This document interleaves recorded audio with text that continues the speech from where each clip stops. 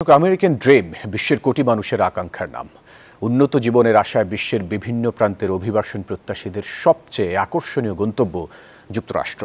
সেই স্বপ্নে বাধা হয়ে দাঁড়িয়েছেন নতুন মার্কিন প্রেসিডেন্ট ডোনাল্ড ট্রাম্প। সব বৈধ ভিসাধারীর রেকর্ড খতিয়ে দেখছে যুক্তরাষ্ট্র। দায়িত্ব নেওয়ার প্রথম দিনই অভিবাসন নীতিতে উল্লেখযোগ্য পরিবর্তন আনতে সই করেছেন একাধিক নির্বাহী আদেশে। এতে মার্কিন নাগরিকত্ব পাওয়ার পথ কঠিন থেকে কঠিনতর হচ্ছে। ট্রাম্পের এসব পদক্ষেপের প্রভাব পড়বে বাংলাদেশের উপরও।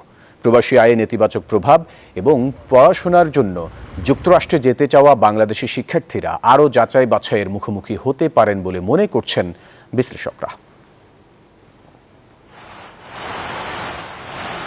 দর্শক, এ বিষয়ে আরও খবরাখবর জানাতে যুক্তরাষ্ট্রের নিউ ইয়র্ক থেকে যুক্ত হচ্ছেন সহকর্মী আরিফুর রহমান।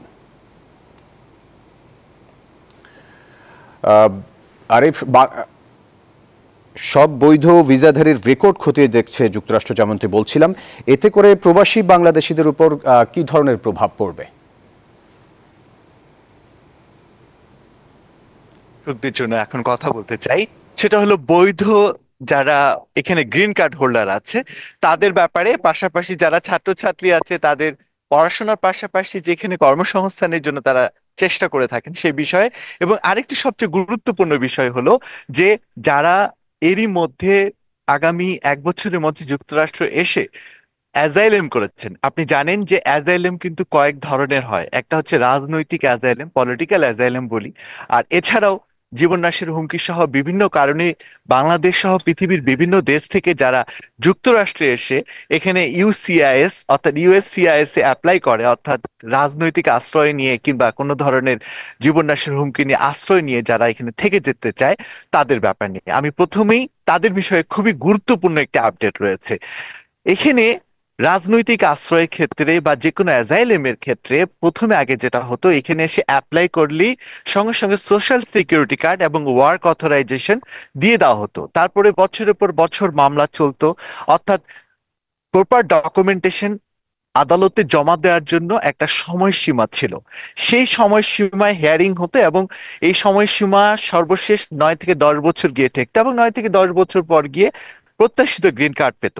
এটা হচ্ছে একটা শ্রেণী, কিন্তু সবচেয়ে বড় আপডেট হলো এখানে আওয়ামী লীগের অসংখ্য নেতাকর্মী, সাংবাদিক, আমলা, পুলিশ লাস্ট 8 থেকে 9 মাস আগে, অর্থাৎ প্রায় 1 বছরের মধ্যে প্রচুর সংখ্যায় নিউ ইয়র্ক সহ যুক্তরাষ্ট্রের অন্যান্য অঙ্গরাজ্যে এসেছে এবং তারা অধিকাংশই পলিটিক্যাল অ্যাজাইলেম করেছে। সবচেয়ে গুরুত্বপূর্ণ বিষয় হচ্ছে তাদের মধ্যে প্রত্যাশা ছিল যে যেহেতু বাংলাদেশের রাজনৈতিক পরিস্থিতি অস্থিতিশীল হয়ে আছে, সেহেতু তারা অ্যাজাইলেম করলে, পলিটিক্যাল অ্যাজাইলেম করলে সঙ্গে সঙ্গে এখানকার যে সোশ্যাল সিকিউরিটি কার্ড, বাংলাদেশের যেটাকে আমরা বলি জাতীয় পরিচয়পত্র, এই সোশ্যাল সিকিউরিটি কার্ড পেয়ে যাবে, পাশাপাশি ওয়ার্ক অথরাইজেশন পেয়ে যাবে।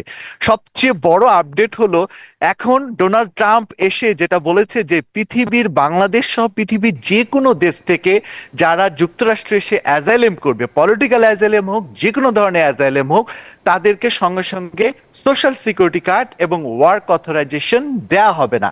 তাদের যেটা করা হচ্ছে, তাদের তারা সাবমিট করার সাথে সাথে 2 থেকে 3 মাসের মধ্যে অনেকেরই ডেট চলে এসেছে, অর্থাৎ আগে ইন্টারভিউ হবে, তারপরে তাদেরকে আসলেই তাদের ডকুমেন্টেশনের সত্যতা আছে কিনা, তারা যে রাজনৈতিক আশ্রয় যেতে চাচ্ছে কিংবা অন্যান্য আশ্রয় যেতে চাচ্ছে বছরের পর বছর যেখানে সময় লেগে যেত, সেটা কিন্তু আর থাকছে না। যার জন্য অনেকের কপালে কিন্তু এখন চিন্তার ভাঁজ, সবচেয়ে বেশি চিন্তার ভাঁজ যারা আওয়ামী লীগের ভয়ে দেশ ছেড়েছেন এবং যুক্তরাষ্ট্রে এসে অবস্থান করছেন এবং তারা মনে করেছিলেন যে খুব সহজেই রাজনৈতিক আশ্রয় পেয়ে বছরের পর বছর তারা থাকবেন, এক সময় তারা নাগরিকত্ব পেয়ে যাবেন।